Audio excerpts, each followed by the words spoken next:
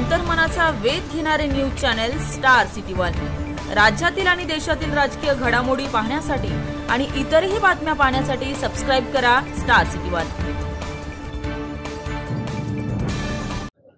तुम्ही म्हणता हे सत्य आहे, परंतु काय असतं त्यावेळेची परिस्थिती बघून समाज निर्णय घेत असतो। समाज म्हणतोय मी तुम्हाला, सरकार नाही। सरकारला तर समाज संपवायचाच असतो कोणचाही असो। माझे मराठी भोळे आहेत, इमानदार आहेत, त्यांना वाटलं विनाट सहभागी व्हायचं अखंड महाराष्ट्र। चला रे, आपलं राज्य बनतंय, आनंदाची गोष्ट आहे, देतील विनाअट आले। मग सरकारचं काम होतं जसं बाकीच्यांना जशाल तसं आरक्षण लागू गेलं बाकीच्यांचं, तसं मराठ्यांचं लागू करायला पाहिजे होतं, पण त्यांनी केलं नाही। नागपूर करार मात्र त्यांनी करून घेतला, पण मराठवाड्यानं करार करून नाही घेतला, विश्वास समोरच्यावर ठेवला।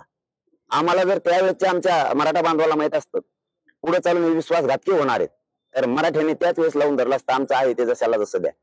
कारण शेवटी पूर्वी जे महाराष्ट्रात विलीन झाले मराठवाडा, त्यांचा काय दोष नाही। त्यांना माहितच नव्हतं ना हे घातकी निघतील म्हणून, विश्वासघातकी निघतील म्हणून। त्यांनी विश्वास ठेवला, विश्वासघात करणाऱ्यांनी करायला नको होता। पण आता ते मागचा विषय जाऊ द्या, पण आता तरी सरकारने शहाणं व्हावं, आमच्या हक्काचं आरक्षण ते द्यावं।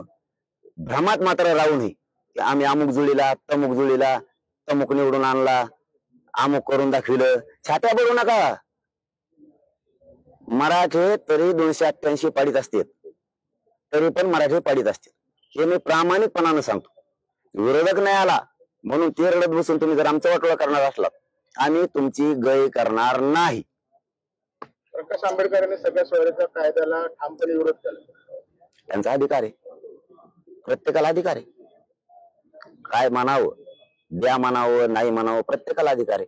आम्हाला अधिकार आहे द्या म्हणण्याचा, ते संविधानाने दिलेला अधिकार आहे, जो तो करू शकतो। त्यांना वाटलं असं नाही द्यावं म्हणून ते म्हणले, आम्हाला वाटतंय आम्हाला ओबीसीतून पाहिजे आणि आम्ही ते घेणार आहेत, 100% घेणार आहेत।